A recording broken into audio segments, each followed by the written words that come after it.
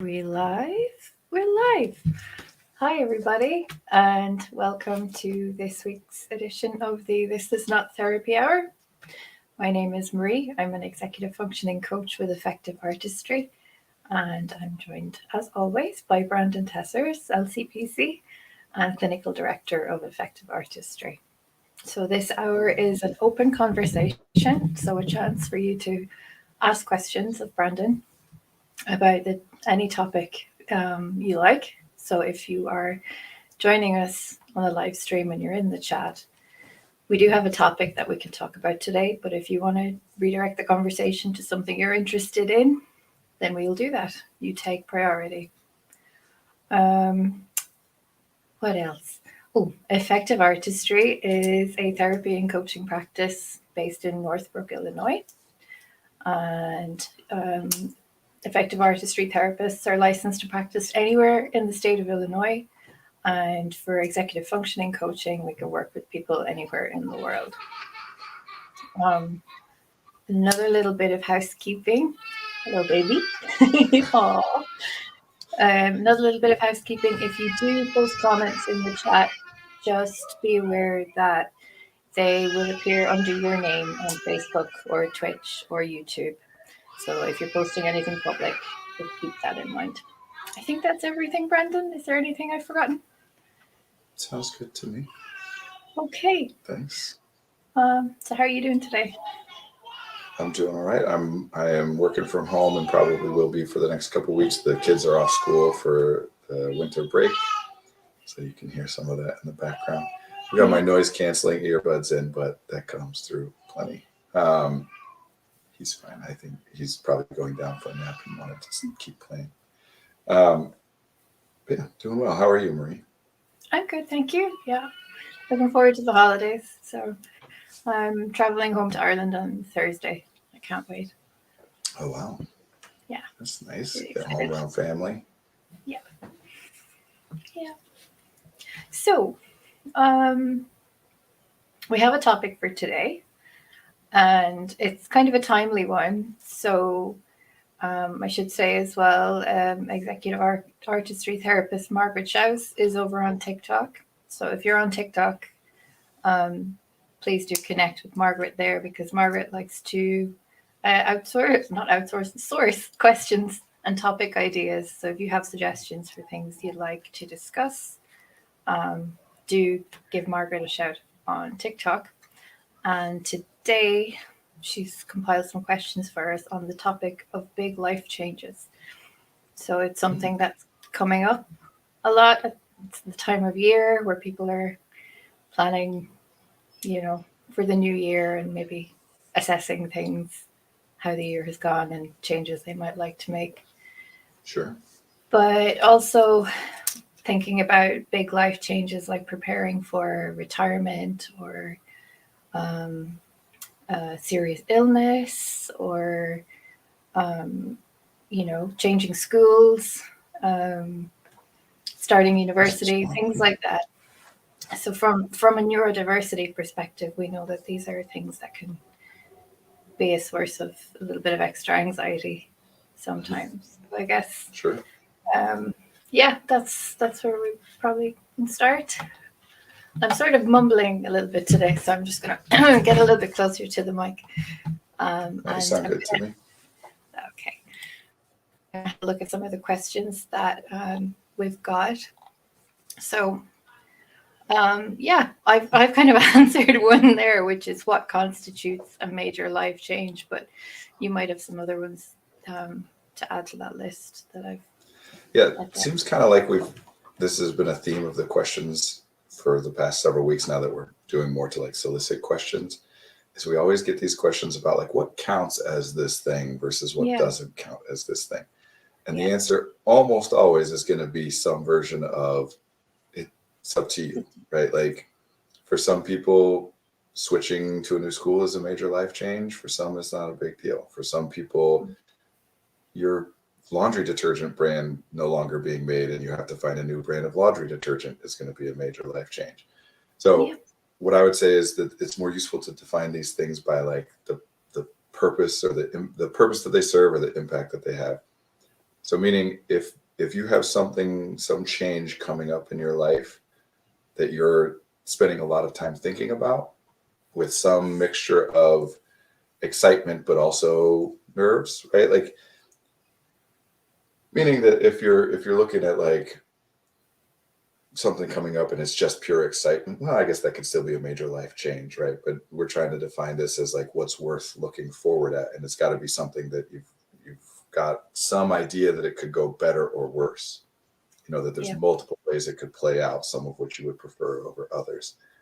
And then, of course, that it's either semi-permanent, permanent, like that it's not just like, you know, like I might be real excited about a vacation. I wouldn't consider that a major life change. It's a week and then we come back. But yeah, marriage, birth of a child, divorce, like loss of a loved one, moving homes, starting a new job. All of these things are pretty typical major life changes. Yeah. And yeah, there can be degrees of stress and anxiety attached to them, depending on what else comes along with them or how you respond to change, I guess.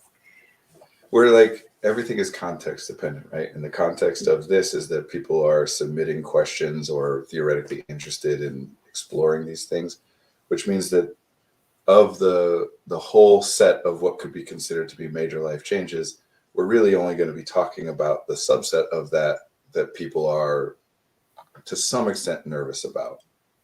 Hopefully also like potentially hopeful alongside nervous, because otherwise why would you be here? Why would we be talking about it? So we're going to focus our conversation about those kinds of changes, the things that you're anticipating, things that you're trying, because a lot of major life changes you can't anticipate or plan around.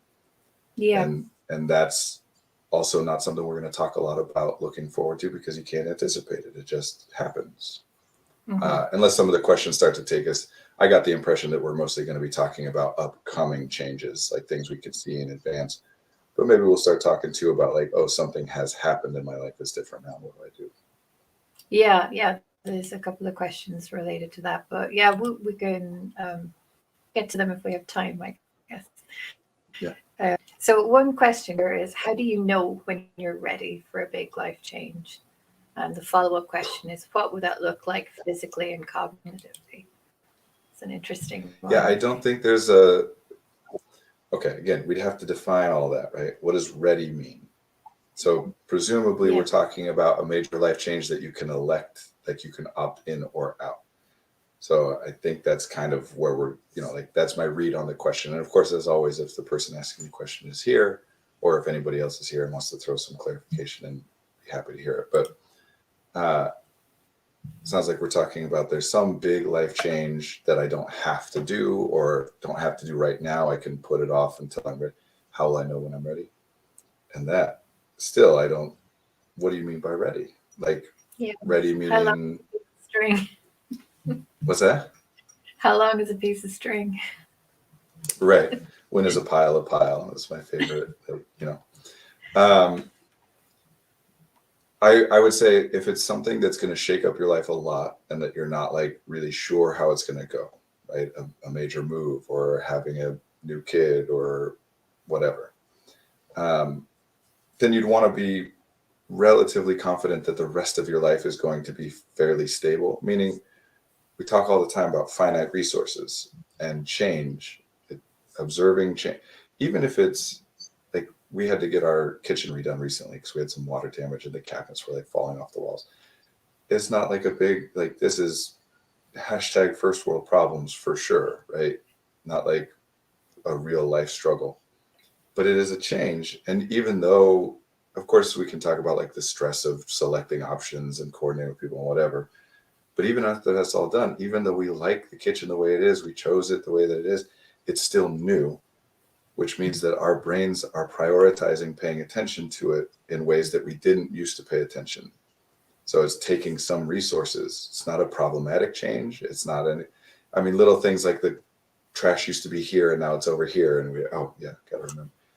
But even just being in that room, I noticed the colors that I don't normally notice on the walls, things like that. So any change is going to take resources from you just purely from the novelty. But if we're talking about major life changes, then you're also going to probably need to be spending resources learning how to navigate this new thing, not just paying attention to it, but considering your responses and your options and making changes and trying new things.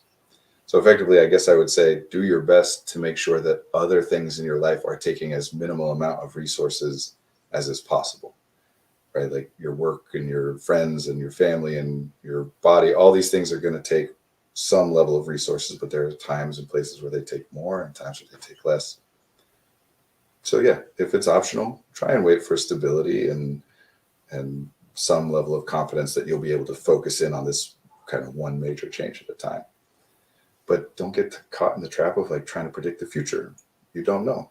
Yeah. You don't know what's going to happen. How will I know when I'm ready? You will not. If what you're meaning by ready is how will I know that if I choose to do it now, it will go well? We can't know that stuff. You just do your best to say, okay, I'm ready to focus on it and do my best to navigate this transition. I think having a child or an additional child, first child, whatever, is something that's talked about here a lot, especially that first child. How do I know I'm ready to have kids? And there's all these people will get obsessed over like, I need to be financially stable without ever defining what financially stable means, or I need to get my career settled without really defining what that means. And then of course we see some people have kids unexpectedly at age 16 and figure it out. And some people have kids with all the planning in the world and all the stability and resources in the world, and it still doesn't go well for them and their family. So you can't predict it. And really it's more about weighing that. We talk cost and value all the time. Yeah. Risks, taking risks, you can look at it as either side. You can put it on the cost side or the value side. You could say that part of the cost of doing this is dealing with the anxiety of that 20% chance that it's going to go terribly or whatever. You just kind of figure that stuff in. And the bigger the risks, both like in terms of percentage, this is very likely to go terribly, but also in terms of the stake. We talk, another one we do a lot, odds and stakes, right? Mm-hmm. That even if it's a 1 in 100 odds, if the stakes are really, really high, that might not be something I want to opt into ever, especially not soon. But you don't get to put off changes. Your life, that's why we're saying major life changes. Your life changes every moment, every day, just usually in smaller, subtler ways, not in big, drastic ways all at once. So just be aware of that too. Time passes.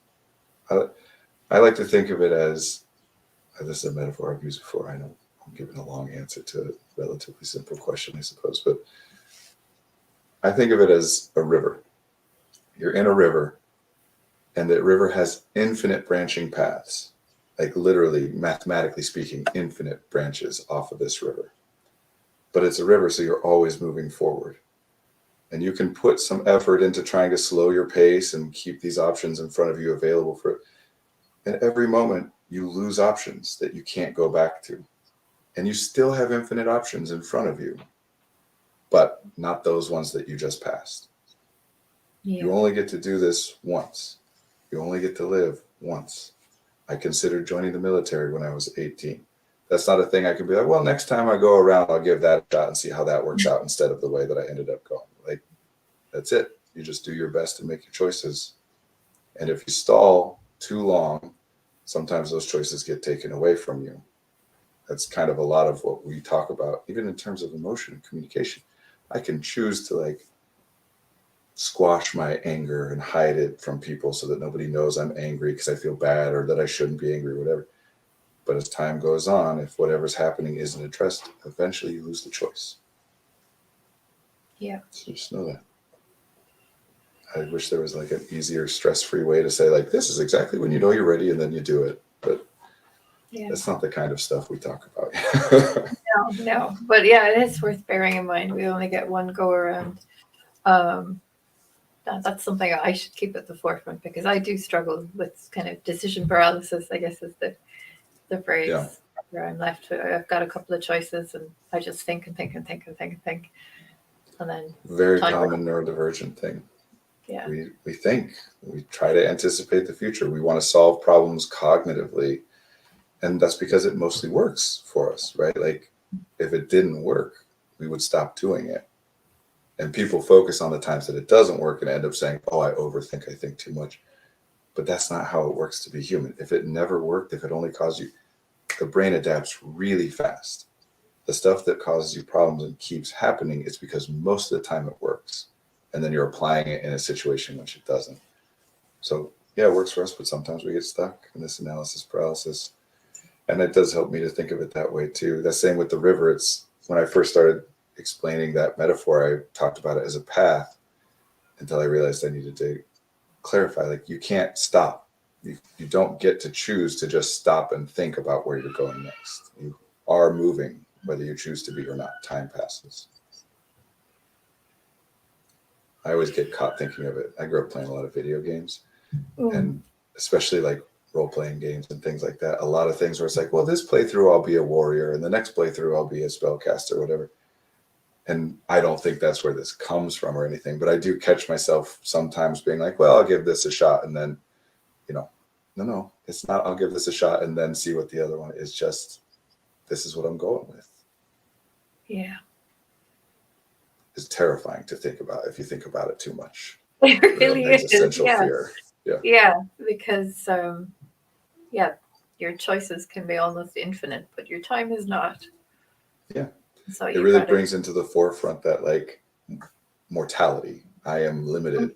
I have some time here and then I'm done.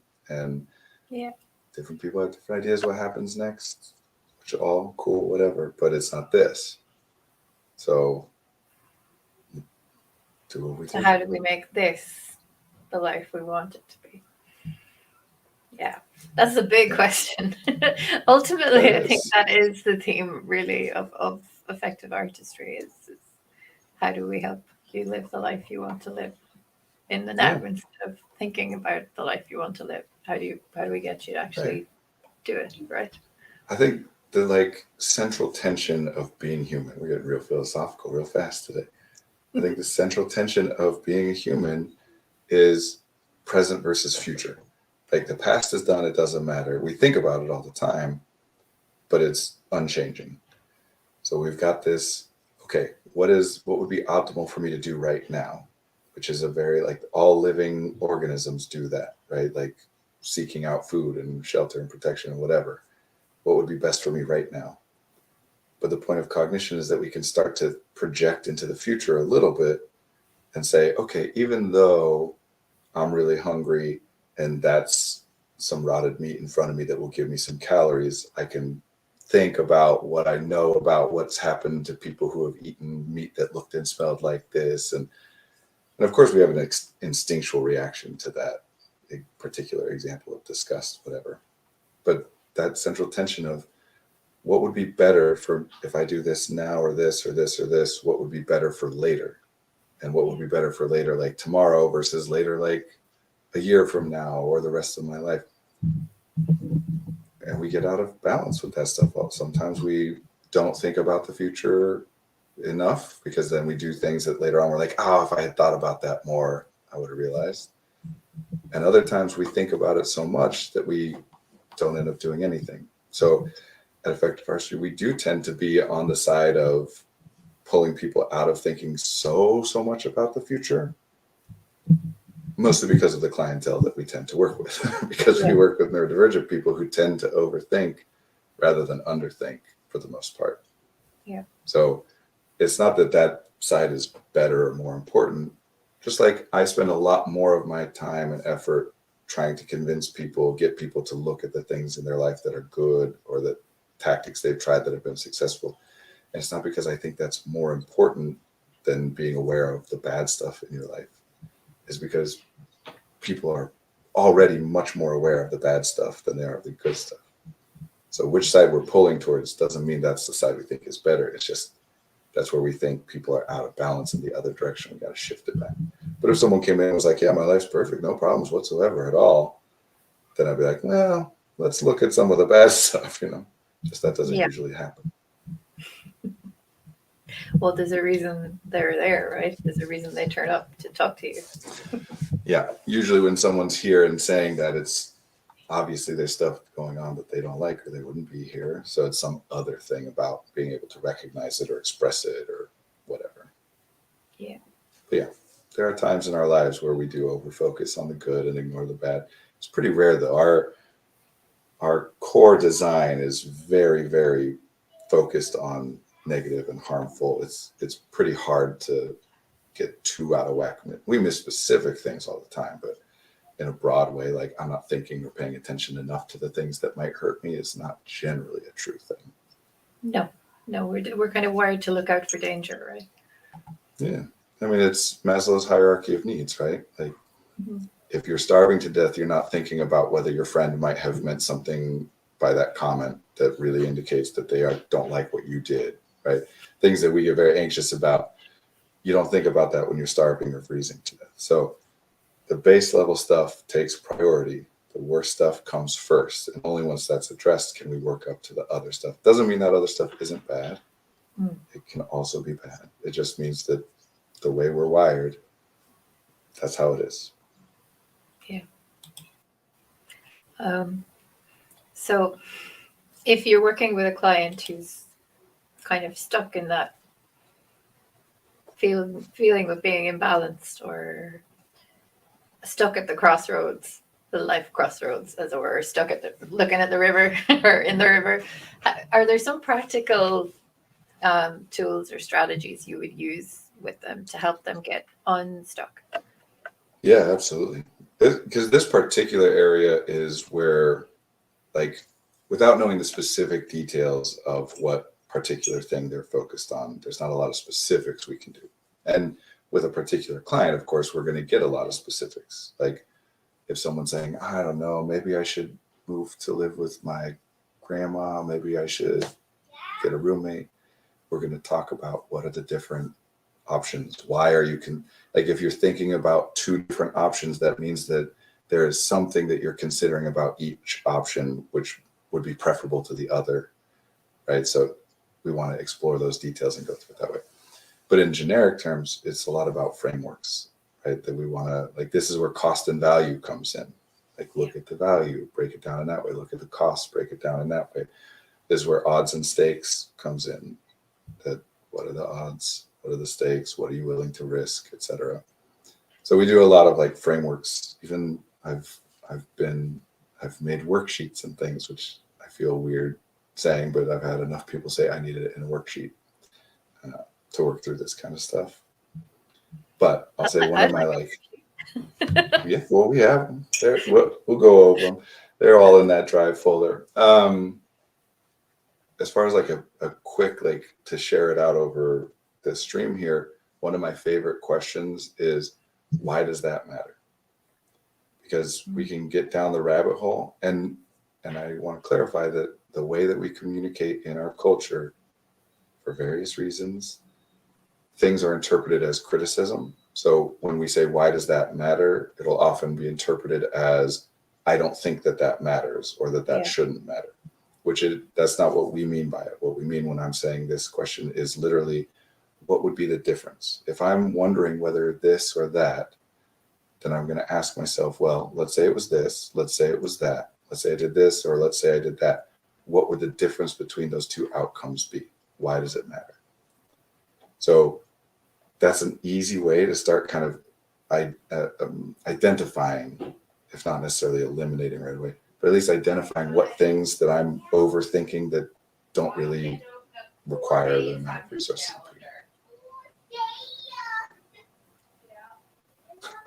I don't know what that was. I got my noise canceling headphones in, so all I heard was a noise I can't make out. Oh, it's happy chatter. Oh, okay, good. I was worried it was not good. So like an example of this, right, would be, this is not a major life change thing, but just an example of where why does that matter could help, is if people start thinking about what a philosophy would call solipsism or versions of solipsism. Am I the only real person? Is this the matrix? How do I know reality is real, et cetera, et cetera? That question, why does it matter? Like, okay, let's say it was the matrix versus reality. What would be different? Would you behave differently? Would you treat people differently? And if the answer is no, then cool. Sometimes thoughts are just like fun thought experiments to consider, but aren't important. And we sometimes get confused and think that our thoughts are always important instead of just like, interesting. Kind of like, I like when people overanalyze pop culture kind of stuff. They like read themes into stuff that the creators didn't intend to be there, but you can connect some dots and be like, see, this is really about the loss of a parent or whatever.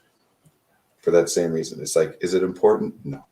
Is it a fun thought experiment, a way to like apply your creativity and carbon? Yeah. You just want to make it clear what does it really matter? No. Now, some of the things, most things that are like real to your life, when you say, why does this matter? You're going to have some answers, but then those answers help you clarify what element of the thing you're worried about really matters.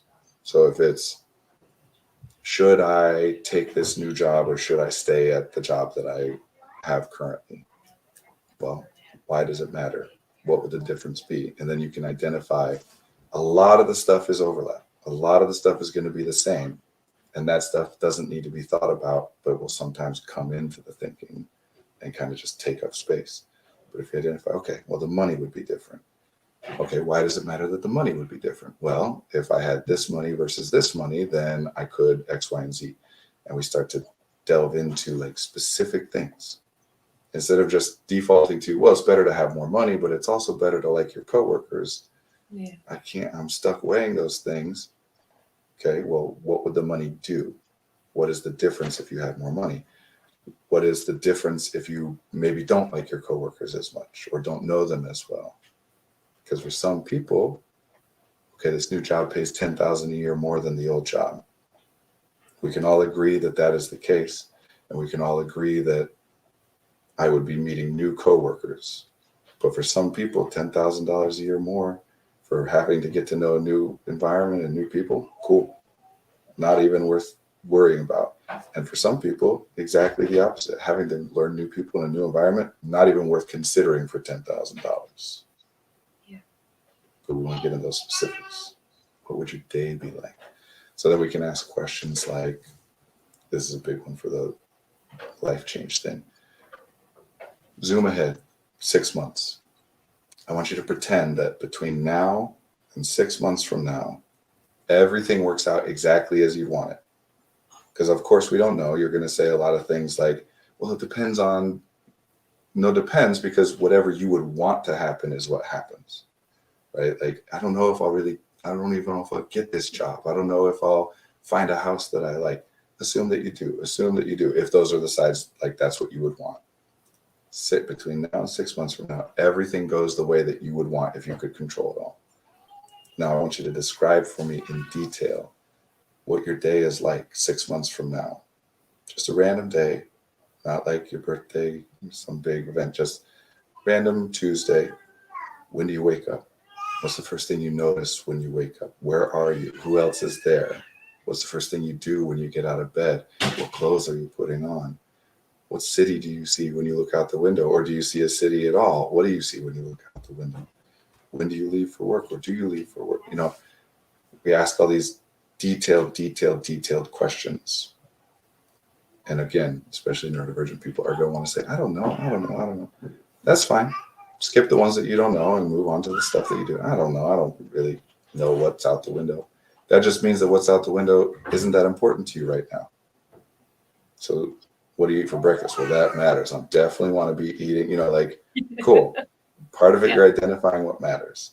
Yeah. But also as you go through that, then you can start to see, like, rather than the abstract of meeting new coworkers versus the extra money, you're seeing the impact of that extra money in your life, if that's what you would want, or the impact of those new coworkers, if that's what you would want.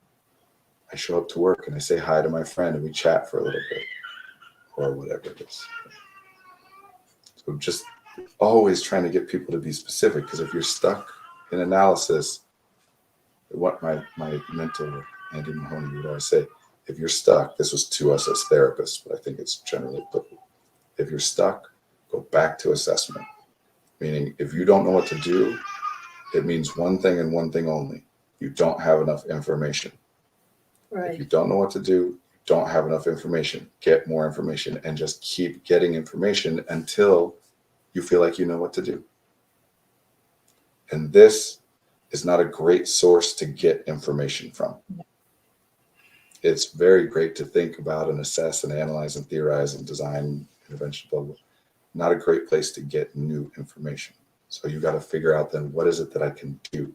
Who can I go to get new information? I have a whole flow chart. One of my like worksheets is a whole flow chart for stuff like this.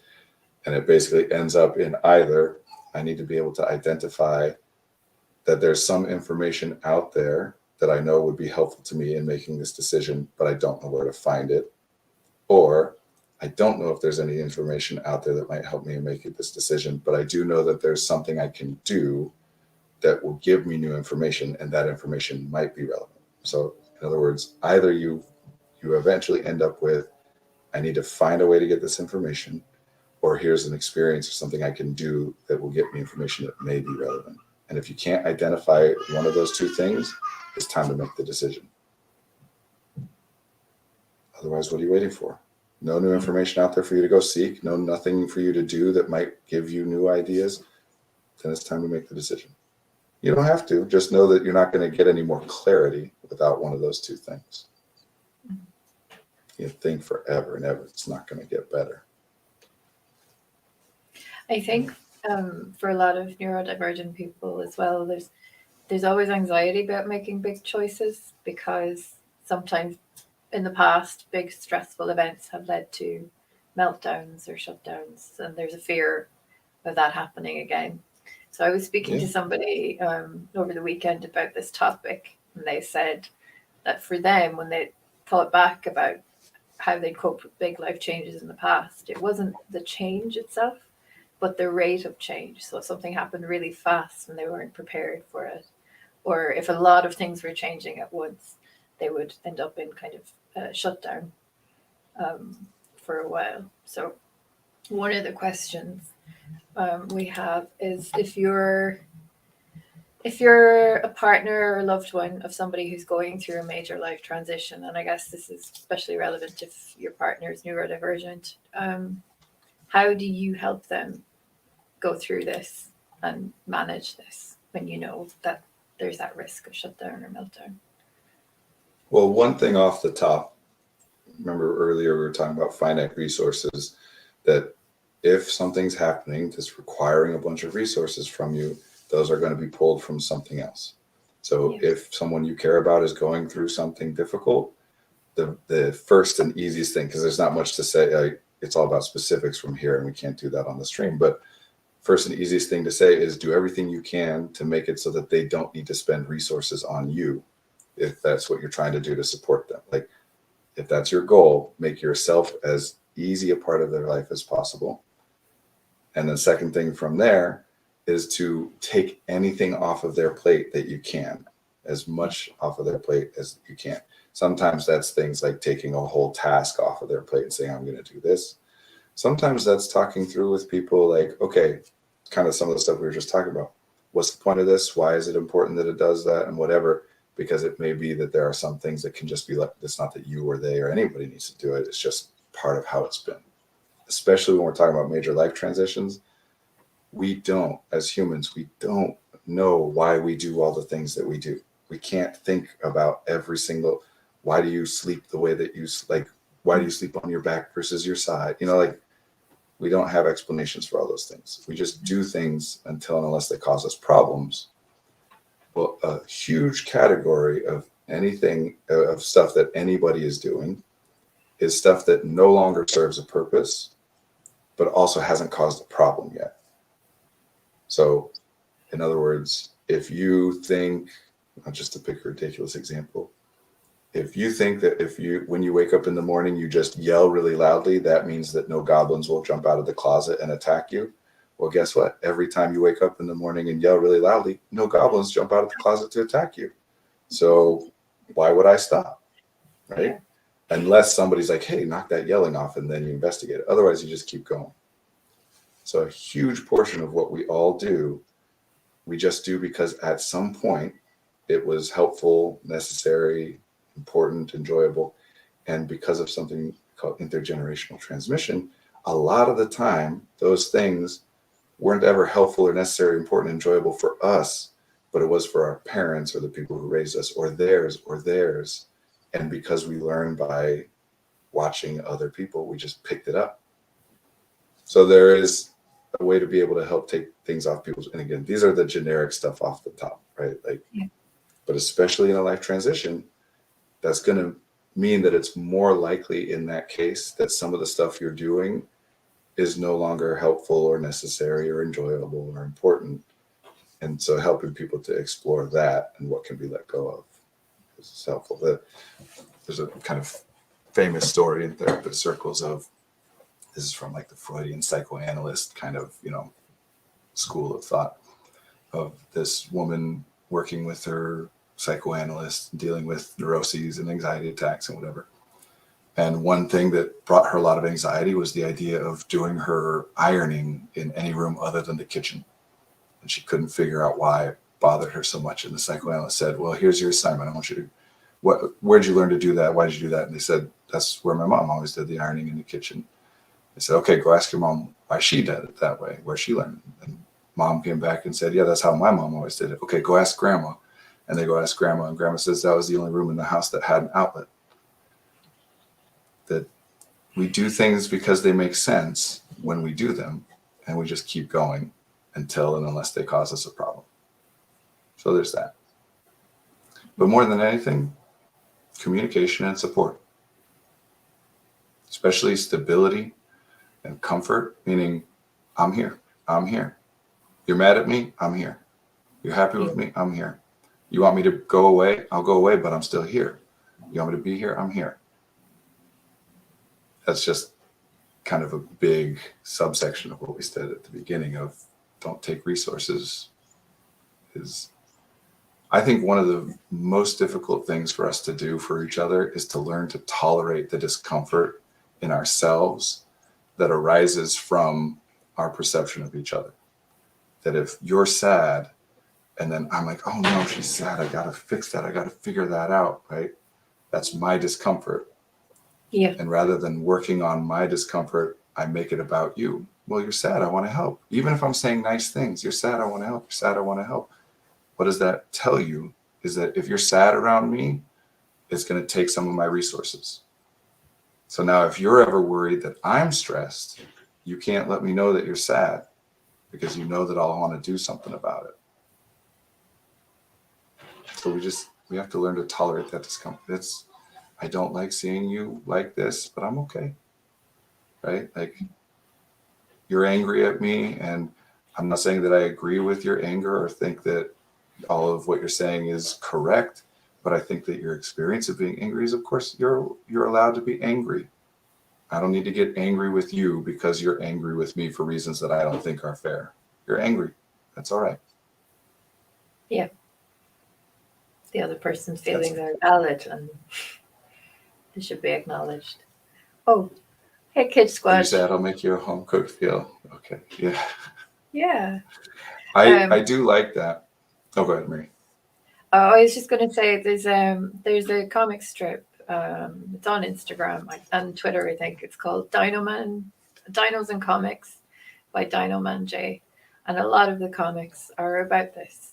There's like a little turtle and a dinosaur. And the dinosaur will be like, I'm sad. The turtle will be like, do you want me to go away? And the dinosaur says, no. Yes, no. And then the turtle just sits by the dinosaur, and that's all he needs. Just sit with me and be with me in my ickiness and my bad feelings. Just sit with me and be with me. I really like that. Yeah. And I think there's like the problem with any generic advice like this is that it's not always going to apply, right? And part of the tension here is that we would want to, like, if I'm going to do something in an attempt to help you, then I want to communicate with you about it because I don't want to just necessarily do the things that I think might be helpful without knowing what you would find helpful. And I want to prioritize what you're looking for. So then, yes, I would want to say, hey, what can I do?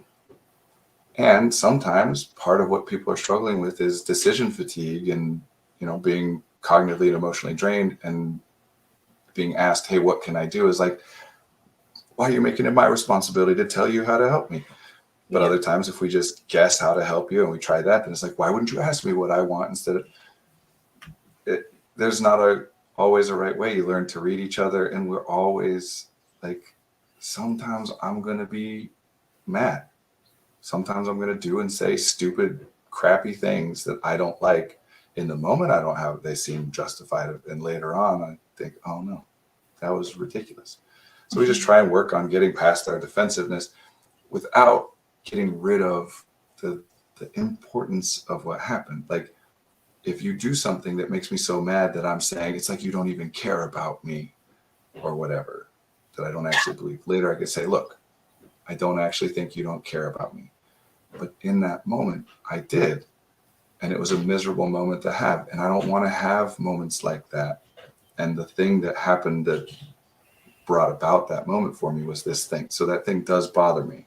I don't think it means you don't care about me, right? Like, treating it as valid, even if we don't necessarily agree with the exact things that are being said for ourselves too. So you try. And I do generally like to, I mean, I'm sure this is not a surprise to people that I have a lot of like phrases in my head that I'll say in very specific ways, you know. But in this case, I'd like to say what I'm reading in the other person, what that's bringing up in me. And then if I do want to do something to try and help or not, then I like to offer, this is the best idea I have of how to help you. And unless you tell me otherwise, that's what I'm going to do. So that if you are in decision fatigue and whatever, you don't have to say anything. But if you do want to weigh in on like, no, I would rather some other thing, you can tell me. So I'll say like, hey, look, it seems to me that you are really struggling with this life change. And maybe you're not. That's just my interpretation. So please tell me if I'm wrong. But I care about you. And because I think you're struggling, I want to do something to help. And I don't know what might help or not. But the best idea I have is to cook you a home cooked meal. So unless you tell me not to, I'm going to cook you dinner. And please don't feel like it's a burden, because it will make me feel better to feel like I'm doing something to help. But I'm also okay that if what you need is nothing, it'll make me feel better to do nothing, because I care more about what you want than what I want. Right? Yeah. So unless you have a different idea or would prefer something else, this is what I'm going to do. But I do care about helping you. And if you do have any ideas that I don't know about, please tell them to me, because I would like to have that information. Doesn't mean I will do it, but I would like to know about it. I like that. You're giving the other person the option to tell you what they would like, but no pressure. Yeah. And of course, even that is some form of pressure, because all communication involves some form of pressure. Like, if nothing else, there's an unspoken, like, you should respond to my communication, right? Yeah. And I can say out loud, like, you don't have to say anything. But this is one of those things, right, where people will get stuck. Well, if I say this, they might feel pressure to respond. Yeah, they might. So here's another thing that I think is very helpful in philosophy. We call it consider the counterfactual, kind of. Meaning, what's the other option? Well, if I offer to help, they might feel pressured or badgered, or they might feel bad that I've noticed that they're struggling. Sure. What's the other option? In this case, the other option is to not give them any indication that you have noticed anything about their struggling. So that's a possible thing to do. But if you consider that, then you can nitpick that to death. Instead of just saying, I would like to help, but it could have this bad outcome, could have this bad outcome. The other option is to not say anything. And maybe that's the right way, but it could have this bad outcome. There's nothing that's perfect. But if we only consider the one that we're considering doing, then we look at the possible things about that could go wrong. We don't look at the possible things that could go wrong with the other available options. So why is this important is a good question. What's the other option is a good question. Kids Watch says people get stuck thinking, planning, problem solving, so don't add to that. Yeah. Mm-hmm.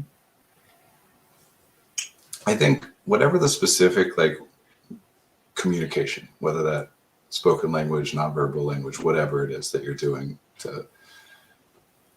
at the end of the day, what you're going for, everybody communicates differently and interprets things differently. So nobody could say what exactly to do or say in every situation for every person. But what you're trying to convey is I'm here, I notice you, I care about you, and I care about you so much. To me, I have my own personal definitions of words that aren't very well defined. This is my definition of love. That I care about you so much that my interpretation, my perception of your state impacts my state. Meaning, if I think you're sad, then I'm a little sad. If I think you're happy, then I'm a little happy. And the more I love you, the more that that's true. Meaning, for my children, if they're in severe pain, I don't have the option to just not also be in pain. Whereas if a friend is in severe pain, I can still like go on with my life and, be aware of it, to the extent to which it matters. And so what that means is it's worth it for me to spend some of my resources on making your experience better. Because if I believe that your experience is better, it makes my experience better. Because at the end of the day, I think that's all that we spend resources on is stuff that makes our experiences better. It's just that for some people or some ways, even if it's not a specific, if I believe that something I'm doing makes everyone's experience better, then that makes my experience better. Right. And I think communicating that to people is helpful. Because I think the scariest thing is to think that if I'm weak, right? If I'm not actively doing something that I can identify as I'm doing it that makes your experience better, or even worse, if I am somehow doing something that I think makes your experience worse, which makes my experience worse, and it's my fault because I'm doing this gets worse. I think like that base level fear is this fear of if I slip, no one will be around anymore to pick me up. Mm-hmm. If I don't keep on top of it, if I don't keep doing the things that I need to do to be helpful and valuable to other people, then I'll be abandoned. And so we never let ourselves display that vulnerability. So what we're trying to communicate to the other person is there's literally nothing that you can do that would make me abandon you. This isn't about you, selfish. Get out of your head. I don't care. There's nothing you can do that will make me go away. So how you communicate that, who knows? But that's what we're going for. Yeah. Sorry, a slight tickle in my throat. That's all right. I think we just have time for maybe one or two other questions.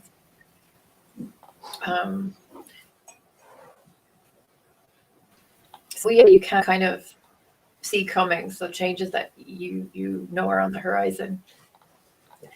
But for something that has come out of the blue, since the pandemic started, a lot of people are now dealing with physical disability for the first time as a result of COVID. And that comes with a lot of grief and confusion and anxiety. What would you say to somebody who's in that situation, how to manage that? Because that is a big life change as well. It can be life-limiting. Absolutely. I think a powerful way to talk about disability, especially, I didn't come up with this. I don't know who did, but I've heard it said as being able is a temporary state of being. Everyone will become disabled even if they are not at the moment. So it is something that's worth thinking about.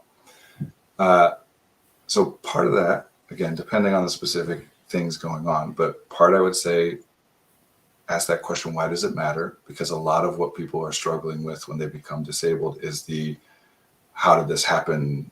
What went wrong? How did I not see? How did I not prevent? Blah, blah, blah. And a lot of that stuff doesn't matter in the sense that it's not going to change what's going on, right? Part of the reason I said that thing at the beginning of it's a temporary state of being is because even if you didn't get disabled by COVID or whatever thing you're dealing with, you're getting older. Yeah. Right? Would I be functioning the same as I was 3 years ago if I hadn't gotten long COVID? No, it would be different too. Would it be different in some other? Yeah, likely, probably. But again, you only get to do this once. So what hypothetical version of yourself are you comparing your current self against? Because that version will never exist. And thinking I about think it that's just makes it part of hard. grief. Yeah, yeah. You're saying goodbye to who you thought you were and who you thought you were going to be. Yeah, which, in different ways is something that we all have to do every moment, every day, every year, right? And of course, this is a bigger one. But I'm saying all that because we're trying to free up the resources that I think a lot of the time get stuck in grieving what could have been or what I think should have been. Yeah. And remember, we skew negative in our thoughts, which means that if what you're experiencing is unpleasant in any kind of a way, then whatever other version of yourself that could have existed, you're ignoring the bad stuff about that and making the good stuff emphasized. Like, you're thinking about yourself when you were 22 and had all the energy in the world, not like an alternate 44-year-old version of yourself or whatever it is. So why does it matter? Why does it matter? Why does it matter? Doesn't have to. And it doesn't mean you shouldn't think about stuff that doesn't matter. Just know that if it doesn't, you're just doing thought experiments, right? Because we want to free up those resources to pay attention to what is happening, like it or not. If you're dealing, especially with, just because you mentioned a lot of people getting COVID and, that particular, especially if what you're dealing with is a lot of the common like post-viral stuff that happens to people of chronic fatigue syndrome or post-exertion malaise or whatever, mast cell activation syndrome, all these different things that are about energy levels, because that's a lot of what it is. It's, you got to calibrate, like it or not, you have the body that you have. And there are other things about your body that you would wish were different if you were in total control. Yeah. Be a different height or look differently or whatever. It's just that this one is more recent and more drastic. So you've had your whole life to come to grips with like, well, I'm 6'5". That's what it is. I could think, well, it would be better and easier if I wasn't, but I'm not. So deal with it. So I, at a certain point, don't spend much time and energy thinking about that. But if it's my energy levels, I'm thinking, well, this would all be easier if I had more energy. Sure, cool. But it's not. So we could think about it, but it's not. What you can think about is, okay, I want to see what can be done so that I can have better energy, more stability. I want to see what can be done so that if I can't change my energy levels, that I'm operating within them instead of pushing and crashing. Because with all this stuff, a big part of it is that people are trying not to make any adjustments. They want to keep doing things the way that they've always done it. And then when they do, it gets really hard and the body literally shuts down, especially with post-exertion malaise stuff that can, like, part at least of some of the theory, and all this is new with COVID because nobody, they're just trying to figure it out. But at least there is some statistical connection between people who don't rest as much when they're sick with the acute version of COVID and for a good 6 weeks afterwards and these post-viral things. And I'm trying to be careful to say that because I know that that is likely to cause people to then go and say, well, so if I had only rested, I would be, and again, we're right back to, we don't know that that's the case. And even if it was, it doesn't matter. You did what you did that you thought was best. That's the problem with a brand new virus that nobody knows anything. Nobody knows what we're supposed to do. We're navigating it best we can. But if you keep trying to act like you're different than you are, it's going to keep causing you the same problems that it's causing you. So you can lament it all you want, and that's fair. I'm not telling you that you shouldn't or that you're being a whiner and grieve, deal with it. But you are who you are. And honestly, there's a Lizzo lyric that I really love for this. One of her songs where she's saying, I'm not the girl I was or used to be. And then there's a brief pause and it goes, ooh, but you might be better. Yeah. Right? Just because you're not who you used to be doesn't mean you're worse. Disability or not, illness or not, injury or not, as you age, you change.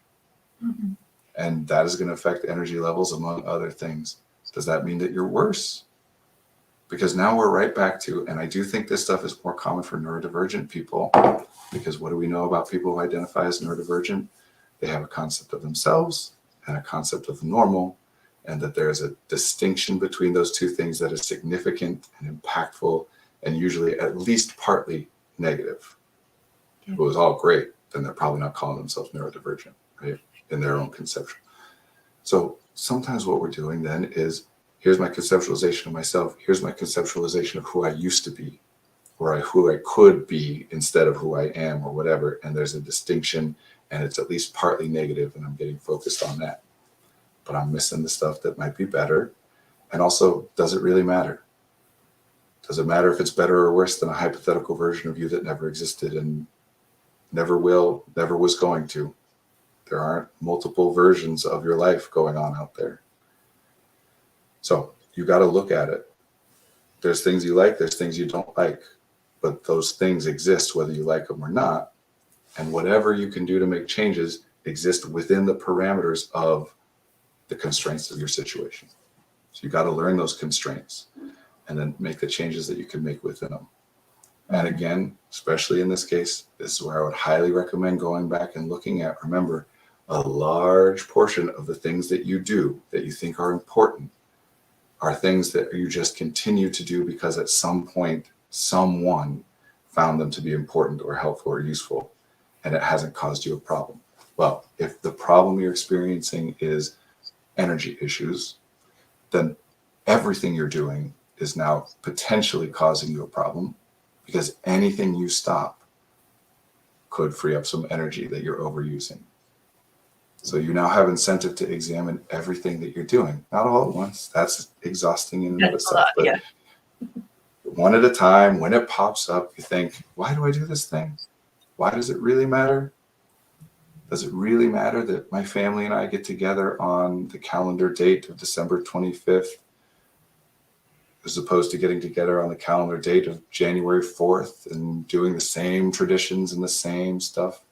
For a lot of people, including my family right now, where there's family get-togethers planned and then one person tests positive for COVID. Does it really matter that it happened this Saturday? Sometimes it does. Sometimes people have time off and they're traveling and you can't do it another time. Sometimes it doesn't. Sometimes it's tradition.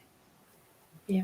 Does it really matter that I put all these pillows back on my bed in the morning and then take them off at night? Like little tiny things that you would never think about.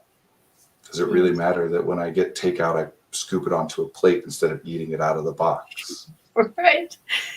I have long COVID. So one thing for me is washing my hair in the shower is harder now. It takes more energy than it used to take. It's something to do with circulation, I guess, and standing up for too long. So now I shower sitting down. It's a small change, but it means I can conserve that bit of energy. But for a long time, I kind of fought with the idea of it. Why would I sit down in the shower? I've always stood up to take a shower. This doesn't make any sense.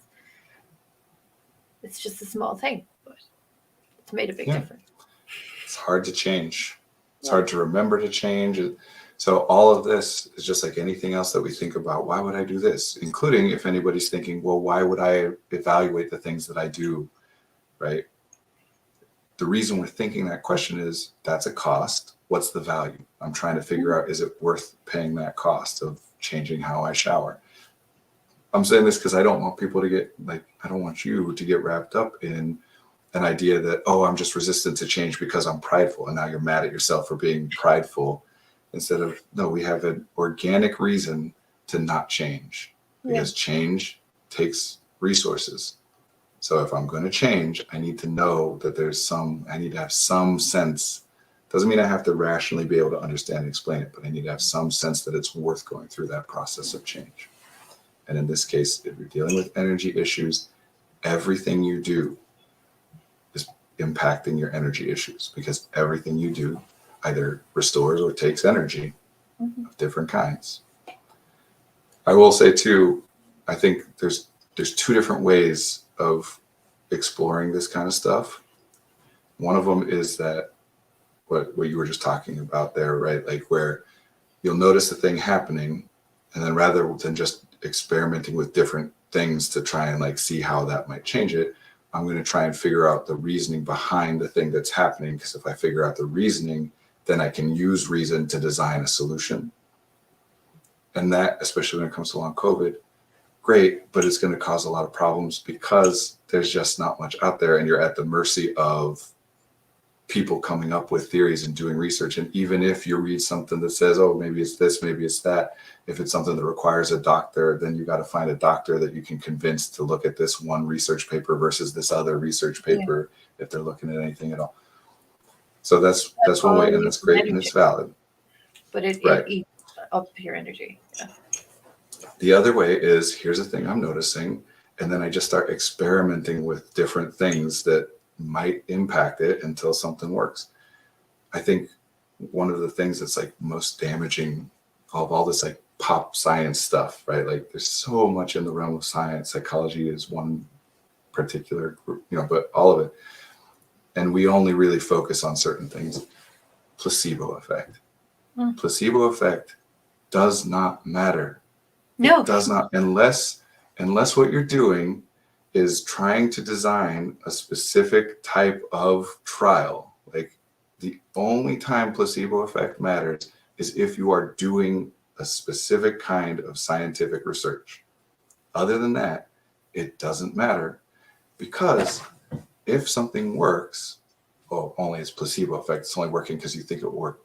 So does that mean that the way that it's working doesn't have a mechanism? Of course it does. Whatever it is that your belief then shifts inside of you to make it so that your experience is different, that is a mechanism as valid as any other mechanism. Mm-hmm. So, you think that it's helping you because it lowers your blood pressure, but really it's just a sugar pill, but it helps you anyway. Well, maybe the belief then does something that lowers your blood pressure. Placebo effect does not matter. Get past this idea that you need to understand everything about why and how you're feeling what you're feeling, what things will help and why they would help and why they wouldn't, and just try stuff. Yeah. Because the research cycle is very long. Most people don't know. From the time when a research project is initially proposed to when it's published is on average 5 years. Mm-hmm. So people haven't even asked these questions 5 years ago because COVID didn't exist. And of course, people are trying to rush and get things going faster. But you get one life. How many years of it are you going to just wait around for somebody to say what's going on with you? Including things like people will say, it's psychosomatic. Again, does that matter? Like, it's happening the way that it's happening. Who cares whether you think it's happening because I believe it or not? Who cares even if I think it? Because some of us will do that too. Yeah. I've been dealing with that. I've noticed differences in my energy levels. Maybe I'm just over focusing on this stuff and it's really all in my head. Does it matter? And it might, because if I think it's all in my head, then I might do different things to address it than if I think it's something else. But we're only identifying the ways in which it potentially matters. And then I'll do those things versus those things and see if one works with it. I think that's what it came down to for me was, well, what's it going to hurt if I sit down and if I buy a stool and sit down in the shower? Who's it going to hurt? I can try it. And if it helps, great. Yeah. And if it doesn't, nothing lost. Right. Because without needing to know anything about blood circulation or pressure or anything else, which of course we're going to think, especially those of us like you and I, Marie, that are very kind of science minded, that's the language we speak. So anything that happens, we're going to think of it in those terms. There's a reason. I must find the reason. And neurodivergent people definitely tend to be, I need to know the reason. Part of the reason that we at Effective Artistry are so effective with neurodivergent people is because we're really good at explaining the reasoning behind what we're doing. Like you've seen this whole hour, because some of us really need to understand that. Yeah. So there's nothing wrong with approaching it that way. But if you notice that you're having a hard time washing your hair, a bunch of things pop up that don't matter the reason. Okay, can I get more comfortable with just not washing my hair? Mm-hmm. And that would lead me to a question of, well, what is the problem that's caused if I don't wash my hair? Is it just about the appearance? Is it about the feel? If it's about one, I could potentially cut my hair or just wear it in a different style and not care about it. If it's about the other, maybe I can start getting dry shampoo and lay down in bed or on the floor and put the dry shampoo in and massage it. Like a million options that don't require, including obviously the one you ended up with sitting down, that don't require that you have any understanding of why it's happening. Yeah. So with this particular one, there are a lot of people out there that are obsessed right now with, oh no, what's happening to me and why is it happening? But you'll never, ever know. Do I struggle with my energy more because I'm dealing with a little bit of long COVID? Like, definitely a milder version than what other people, or is it because I'm 2 years older and have a third child now instead of just two? Or is it because I am paying more attention to my energy levels because of the nature of the work that I do and how much I discuss it? Why does it matter? Mm-hmm. Only to determine what I do next. So if I think it's this, then I try these things. If those work, great. If it doesn't, let's move on. If I think it's this, I try these things. If it works, great. If it doesn't, let's move on. And of course, I say all that, but we're still going to think about it, and that's okay. Just, you know, that sometimes it's just thoughts that aren't necessarily relevant to what we do. Right. And time is still passing. Yeah. This is your life. Yeah. Literally anything that happens that changes who you are and how you function, any major life change, no matter what impact you're noticing, whether it's the symptom of a disease or an injury, whether it's just being more stressed because of a new job, no matter what, I could always say, how do you know that's not just happening because of natural changes occurring in your body as you age? And you could never say that it isn't. So just that's why that first question and those types of questions, what counts as this, what counts as that, I'm doing so much work to break that, because otherwise, especially our types of clients, will sit there forever being like, I think this is a trauma reaction. I think that's what's going on. No, I couldn't possibly have a trauma reaction because I haven't had, but it seems like it is. Instead of just, okay, I have an idea that maybe it might be. What would I do if it was? Try that. Mm-hmm. Instead of trying to scour the internet and see, I got to find, do people say that if you're experiencing X, Y, and Z, that's related to trauma? Like, doesn't matter. If you have the thought that it might be relevant, try what you would try if it was the case, assuming that it doesn't cost too much and isn't too risky, you know, and then keep going. Cost versus value. Yeah. Because of course, some stuff, it's like, you know, oh, well, if it was this, I'd go for major surgery. Well, then in that case, yeah, we want to like do what we can do to make sure it's that. But a lot of this stuff, especially major life changes stuff, whether that's stress, whether that's whatever it is, energy from disability, it's just, I find myself being more annoyed than I was before. What could that possibly be? Oh, another great question, by the way, I know we're over time, we got to wrap up, but another question I like to do, especially with neurodivergent people, is what else happened in proximity? Meaning, I would never want to say, if someone's saying, I've noticed that I've been getting anxious a lot more over the last couple of months, right? I don't want to say, well, I will always say at the beginning, why do you think that is? Because I know they've been thinking about it already, and I want to know what their theories are that they've come up with. So we want to get that stuff. But once we work through that, if we're still looking for other things, then I don't want to say, well, what happened around that time that could have caused the anxiety? Because I've already thought of everything that I can identify as having potentially caused the anxiety.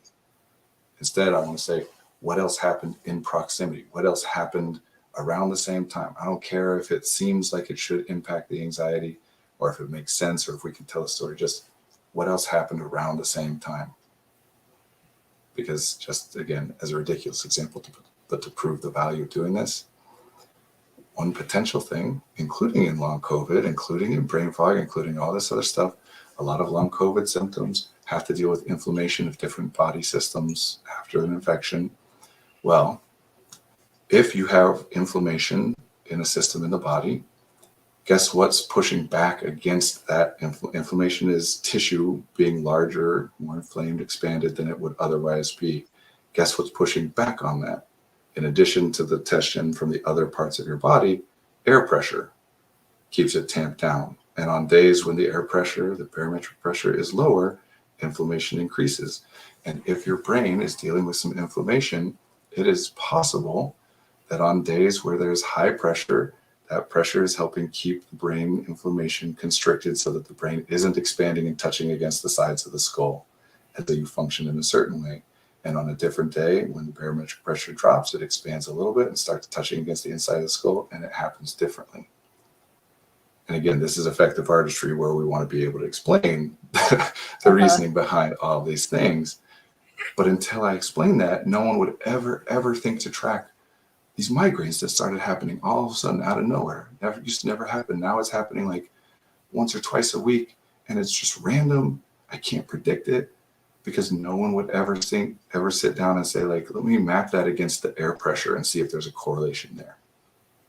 Unless you've got arthritis. If you've got arthritis, you already know this. Exactly.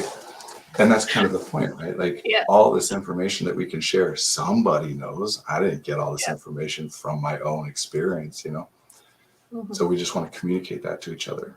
That's why the thing with the pen and multiple different accurate ways to define the thing, because it doesn't matter that we argue it is this or it is that or whatever. It's just important to know that if you think maybe inflammation could be involved, then you talk to people who know about inflammation. But anyway, that was just an example to say, what else happened around that time? What else happens if it's not like a time that started happening? It's just like when I go to work, I'm getting anxious. Well, what is there at work?